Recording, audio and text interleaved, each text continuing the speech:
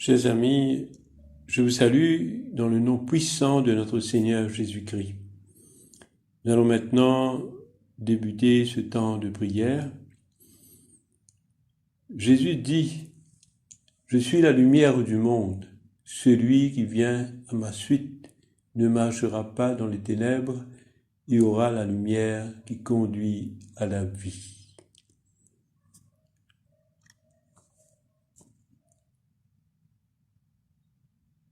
Nous allons maintenant prendre un temps pour demander à Dieu pardon pour tous nos péchés. Prions le Seigneur. Seigneur, au soir de cette journée, nous venons remettre cette nuit entre tes mains puissantes et aussi la journée que nous avons passée avec ses joies et ses peines, ses réussites et ses épreuves. Nous voulons d'abord te demander humblement pardon pour tous les péchés que nous avons commis contre toi et contre ta parole et qui ont blessé ton cœur. Pardon pour les pensées mauvaises que nous avons eues. Pardon, Seigneur, pour toutes les pensées que nous avons eues contre nos prochains. En faisant le mal, nous te demandons, Seigneur, de nous apporter sur ce chemin de libération. Libère-nous, Seigneur, maintenant de tous nos péchés. Nous allons dire la prière pénitentielle. Dieu de miséricorde, nous confessons que nous avons péché contre toi, en pensée, en parole et en acte, par ce que nous avons fait, ce que nous avons omis de faire. Nous n'avons pas aimé de tout notre cœur, nous n'avons pas aimé notre prochain comme nous-mêmes. Nous regrettons sincèrement ces fautes, humblement, nous nous en repentons pour l'amour de ton Fils Jésus-Christ. Prends pitié de nous et pardonne-nous. Alors ta volonté fera notre joie et nous pourrons marcher dans tes chemins pour la gloire de ton nom. Amen.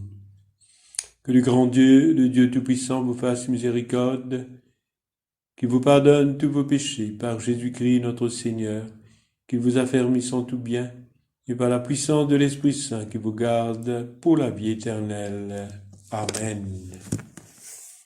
Dieu, viens à mon aide, Seigneur, à mon secours. Joie et lumière de ta gloire éternelle du Père, le Très-Haut, le Très-Saint, ô Jésus-Christ, parvenu à la fin de ce jour, contemplant cette clarté dans le soir, nous chantons le Père et le Fils et le Saint-Esprit de Dieu. Oui, tu es digne d'être chanté dans tous les temps par les voix sanctifiées. Fils de Dieu qui donne la vie, tout l'univers te rend gloire. Gloire au Père et au Fils et au Saint-Esprit pour les siècles et les siècles. Amen. Nous allons maintenant écouter les lectures. 105, versets 1 à 15. Remerciez le Seigneur, chantez son nom, racontez ses exploits aux yeux du peuple. Chantez pour lui, jouez pour lui de vos instruments. Redites toutes ses actions étonnantes. Soyez fiers de lui, le Dieu saint. Soyez dans la joie, vous qui cherchez le Seigneur. Cherchez le Seigneur et son aide puissante. Cherchez sans cesse sa présence. Vous, la famille d'Abraham, son serviteur, vous qui êtes nés de Jacob et que le Seigneur a choisi. Souvenez-vous des actions étonnantes qu'il a faites. Rappelez-vous ses exploits et les décisions qu'il a annoncées. Notre Dieu, c'est lui, le Seigneur, qui gouverne toute la terre. Il s'est toujours souvenu de son alliance. de la parole donnée pour 1000 générations. C'est l'alliance établie avec Abraham, confirmée à Isaac par un serment. De cette alliance, il a fait une loi pour Jacob, une alliance sans fin pour Israël. Quand il a dit « Je te donnerai le pays de Canaan », ce sera votre part. Nos ancêtres étaient peu nombreux, on pouvait les compter. C'étaient quelques étrangers installés dans le pays. Ils allaient de pays en pays et de royaume en royaume. Pourtant, le Seigneur n'a laissé personne les écraser par l'injustice. À cause d'eux, il a puni des rois. Il a dit, « Ne touchez pas à ceux que j'ai choisis. Ne faites pas de mal à mes porte-paroles. » Gloire soit au Père, au Fils et au Saint-Esprit, comme il était au commencement, comme il est maintenant, comme sera éternellement. Amen.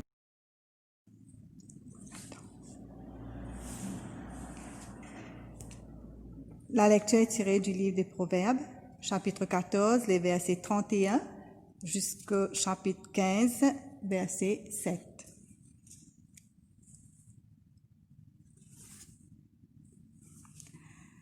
Celui qui écrase les pauvres par l'injustice insulte son Créateur. Mais celui qui a pitié des malheureux lui rend gloire. Celui qui agit mal est écrasé par sa méchanceté, mais celui qui agit bien garde confiance même au moment de mourir. Celui qui réfléchit possède la sagesse, mais est-ce qu'on peut la trouver parmi les sots? Respecter la justice fait la grandeur d'un pays, mais commettre l'injustice fait la honte des peuples. Le roi approuve un serviteur intelligent, mais il se met en colère contre celui qui lui fait honte. Une réponse pleine de douceur chasse la colère, mais une parole blessante la fait éclater. Quand un sage parle, il donne envie d'apprendre. Quand un sot ouvre la bouche, il ne dit que des bêtises. Le Seigneur voit tout, les méchants et les bons. Une parole encourageante est comme un arbre qui donne la vie, mais une parole méchante brise le cœur. Un enfant stupide se moque des avertissements de son père, mais celui qui accepte ses reproches montre sa sagesse. Quelqu'un qui agit bien a une maison pleine de richesses, mais l'homme mauvais attire le malheur sur ses biens. La bouche des sages répand la connaissance, mais le cœur des sots est bien différent. Parole du Seigneur. Nous rendons grâce à Dieu.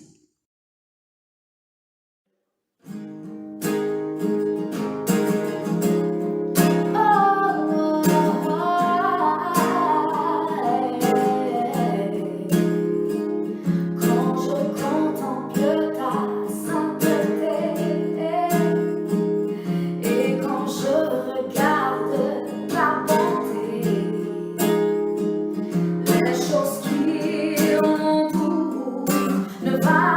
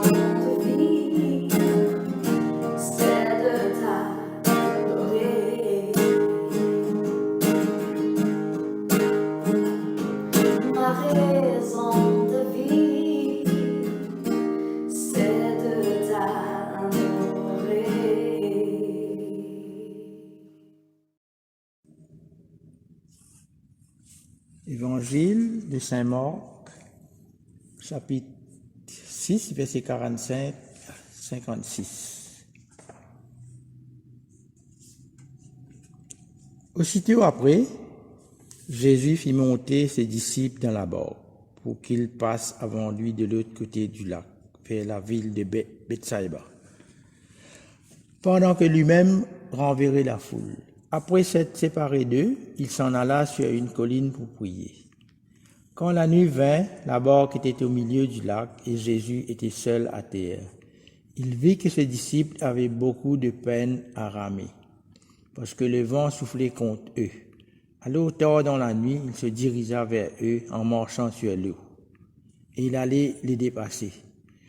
Mais quand ils le virent marcher sur l'eau, ils crurent que c'était un fantôme et se mirent à pousser des cris. Car tous le voyaient et étaient bouleversés par la peur. Mais aussitôt, il leur parla. « Prenez courage, leur dit-il, c'est moi, n'ayez pas peur. » Puis il monta dans la barque auprès d'eux et le vent tomba. Les disciples étaient remplis d'un étonnement extrême, car ils n'avaient pas compris le miracle des pains. Leur intelligence était incapable d'en saisir le sens. Ils achevèrent la traversée du lac et touchèrent terre dans la région de Génézareth, où ils attachèrent leur barque au rivage. Ils sortirent de la barque et aussitôt des gens reconnurent Jésus.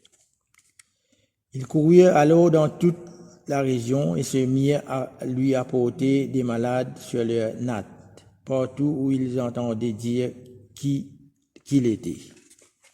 Et partout où Jésus allait, dans les villages, les villes ou les fermes, les gens venaient mettre leurs malades sur les places publiques et le prier de les laisser toucher au moins le bord de son manteau. Et tous ceux qui les touchaient étaient guéris. Évangile du Christ. Gloire au Christ, notre Seigneur. Lors de la première traversée du lac, qui se trouve dans le chapitre 4 de l'Évangile selon Marc, le Seigneur était avec ses disciples pendant la tempête en mer, bien qu'ils dormaient paisiblement dans la barque. À travers ce texte de l'Évangile de ce soir, nous voyons la foi des 12 disciples qui étaient encore plus profondément éprouvés, puisque leur maître n'était pas avec eux, car il était parti sur la montagne pour prier, pendant qu'eux, seuls dans la nuit, luttaient contre le vent et les vagues. Ils avaient perdu Jésus de vue, mais lui, par contre, il les voyait sur la mer agitée. Donc Jésus décida d'aller vers eux, vers la fin de la nuit. Malheureusement, les disciples, en le voyant, avaient eu très très peur. Ils croyaient que c'était un fantôme. En le voyant, ils avaient eu peur parce que ils étaient peu préparés à le rencontrer. Alors, d'une parole, Jésus s'était fait reconnaître et les avait rassurés en ces termes. « Ayez bon courage, c'est moi, n'ayez pas peur. » Aujourd'hui, combien de personnes qui traversent l'épreuve, parvenues au bout de leur force et ayant perdu tout courage, ont pu entendre ainsi cette voix connue du Seigneur leur rappeler sa présence et son grand amour. En disant « Ayez bon courage », comme si Jésus invitait ses disciples à résister à leurs épreuves et de garder confiance en lui. De nos jours, il faut que nous puissions nous armer de ce même courage pour affronter nos épreuves, tout en bannissant la peur de notre cœur. Dans le livre d'Ésaïe, au chapitre 43, verset 2, le Seigneur nous dit ceci: « Quand tu passeras par les eaux, je serai avec toi. Et par les rivières, elles ne te submergeront pas. Quand tu marcheras dans le feu, tu ne seras pas brûlé, et la flamme ne te consumera pas. Souvent, nous disons à quelqu'un qui traverse des épreuves dans sa vie, bon courage. C'est une façon de les réconforter. Mais par ces mots, nous essayons d'exprimer notre compassion envers celui ou celle qui est dans la souffrance. Nous avons tous besoin de force pour traverser les difficultés de la vie, qu'elles soient individuelles, familiales, ou qu'elles concernent la vie dans la société. Et nous aimerions pouvoir fortifier ceux que nous aimons par des bonnes paroles, par des bons conseils. Mais nous réalisons que notre sympathie, aussi réelle soit-elle, n'est bien souvent que l'expression de notre impuissance à réconforter, à soutenir une personne en difficulté. En revanche, cette parole venant de la part du Seigneur Jésus-Christ donnera certainement le secours et la force dont la personne a besoin pour être secourue et trouvera en Jésus le courage tout au long de son chemin, et particulièrement dans ces moments difficiles de sa vie. Et dans 1 Pierre, chapitre 5, verset 10, l'apôtre nous dit « Le Dieu de toute grâce vous affermira, vous fortifiera et vous établira sur un fondement inébranlable. » Lorsque notre Seigneur Jésus-Christ était sur la terre, il avait prononcé plusieurs fois cette parole pleine de réconfort. « Et bon courage » ou « ayez bon courage ».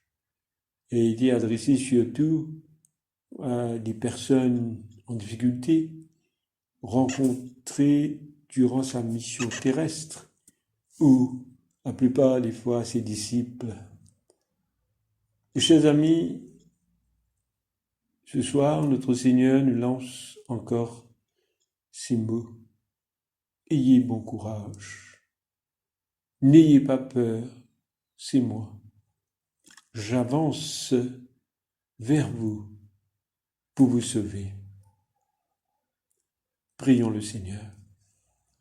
Seigneur, merci pour ces paroles de réconfort, Seigneur. Tu avances vers nous pour nous sauver, car tu vois de loin nos souffrances, nos épreuves, nos tribulations. Merci Seigneur pour le courage que tu nous donnes, afin que nous puissions affronter ces épreuves, afin que nous puissions surmonter ces épreuves qui sont dans notre vie. Merci Seigneur Jésus de venir nous secourir par ton grand amour, par ta grande compassion que tu as pour nous. Merci aussi pour tous ceux qui sont autour de nous, qui souffrent et qui ont besoin de toi.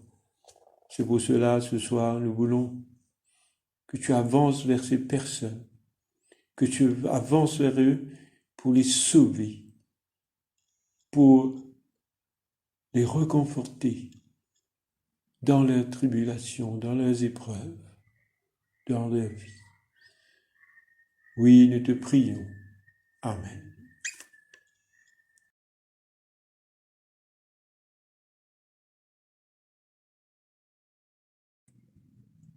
Cantique de Siméon. Maintenant, ô Maître souverain, tu peux laisser ton serviteur s'en aller en paix, selon ta parole, car mes yeux ont vu le salut que tu préparais à la face des peuples, lumière qui se révèle aux nations et donne gloire à ton peuple Israël. Gloire au Père, au Fils et au Saint-Esprit, pour les siècles des siècles. Amen. Je crois en Dieu, le Père Tout-Puissant, Créateur du ciel et de la terre, et en Jésus-Christ, son Fils unique, notre Seigneur, qui a été conçu du Saint-Esprit, est né de la Vierge Marie, a souffert sous Ponce Pilate, a été crucifié, est mort et a été enseveli, est descendu aux enfers. Le troisième jour est ressuscité des morts, est monté aux cieux, est assis à la droite de Dieu le Père Tout-Puissant, d'où il viendra juger les vivants et les morts. Je crois en l'Esprit Saint, à la Sainte Église catholique, à la communion des saints, à la rémission des péchés, à la résurrection de la chair, à la vie éternelle. Amen. Le Seigneur soit avec vous. Et avec votre esprit. Prions le Seigneur. Notre Père qui es aux cieux, que ton nom soit sanctifié, que ton règne vienne, que ta volonté soit faite sur la terre comme au ciel. Donne-nous aujourd'hui notre pain de ce jour. Pardonne-nous nos offenses, comme nous pardonnons aussi à ceux qui nous ont offensés. Et ne nous soumets pas à la tentation, mais délivre-nous du mal. Car c'est à toi qu'appartiennent le règne, la puissance et la gloire, pour les siècles des siècles. Amen. Invocation série B.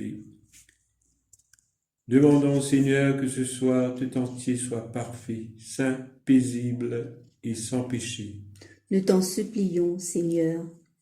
Que tes saints anges nous conduisent dans les voies de la paix et de la bonne volonté. Nous t'en supplions, Seigneur. Que nous obtenions le pardon de nos péchés et la rémission de nos fautes. Nous t'en supplions, Seigneur. Que tu accordes la paix à ton Église et au monde entier. Nous t'en supplions, Seigneur. Que notre vie ait une fin chrétienne dans la foi et le respect de ton nom, et que nous ne soyons pas condamnés au redoutable tribunal du Christ. Nous t'en supplions, Seigneur. Que nous soyons réunis par le Saint-Esprit à la communion de tous tes saints, nous confiant les uns les autres au Christ et lui offrant toute notre vie. Nous t'en supplions, Seigneur. Prions le Seigneur. Ô Dieu, tu es la vie de tous les vivants, la lumière des croyants. Te rendons grâce pour les bienfaits de ce jour qui s'achève et nous implorons ta protection pour la nuit qui vient. Conduis-nous en sûreté jusqu'aux heures du matin. Je le demandons par celui qui est mort et ressuscité pour nous, ton Fils Jésus-Christ, notre Sauveur.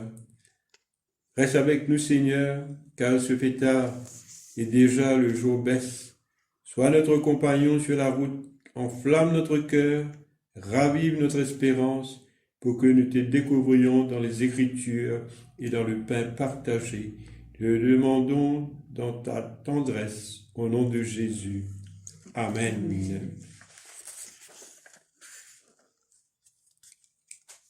Veille, Seigneur, avec ceux qui travaillent. Veille ou pleure cette nuit. Et donne mission à tes anges de garder ceux qui dorment.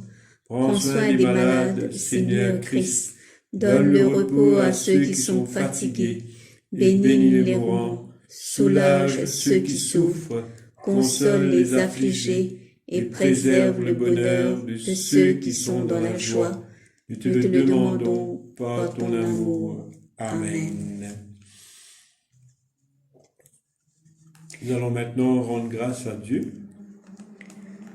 Dieu Tout-Puissant, Père de miséricorde, nous te rendons grâce de ta bonté et de ton amour envers nous, tes serviteurs indignes, et envers tous ceux que tu as faits.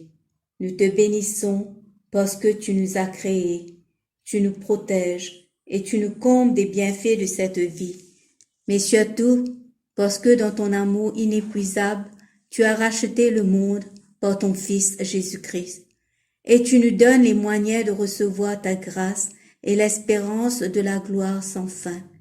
Nous t'en prions, rends-nous sensibles à ta miséricorde, pour que nous te rendions gloire d'un cœur reconnaissant, non seulement de nos lèvres, mais par toute notre vie. en nous mettant à ton service et en marchant devant toi, dans la justice et la sainteté, tout au long de nos jours. Nous te le demandons par ton Fils Jésus le Christ notre Seigneur. Amen. Amen. Prière de Saint Jean Chrysostome. Dieu Tout-Puissant, toi qui nous as accordé la grâce de t'adresser d'un cœur unanime notre prière commune, tu as promis par ton Fils que lorsque deux ou trois se réuniraient en son nom, tu serais au milieu d'eux. Comble maintenant, Seigneur, nos désirs et nos vœux, selon ce qui nous est utile. Donne-nous en cette vie la connaissance de ta vérité et dans le monde à venir la vie éternelle. Amen. Bénissons le Seigneur. Nous rendons grâce à Dieu. Disons ensemble la grâce de Jésus-Christ notre Seigneur, l'amour de Dieu le Père et la communion de l'Esprit Saint soient toujours avec nous. Que le Dieu de l'espérance nous comble de joie et de paix, afin que nous débordions d'espérance par la puissance de l'Esprit Saint, et que le grand Dieu, le Dieu Tout-Puissant, vous bénisse au nom du Père et du Fils et du Saint-Esprit. Amen. Amen. Voilà, nous sommes arrivés à la fin de ce temps de prière. Alors, je vous souhaite de passer une très bonne soirée et merci pour votre attention.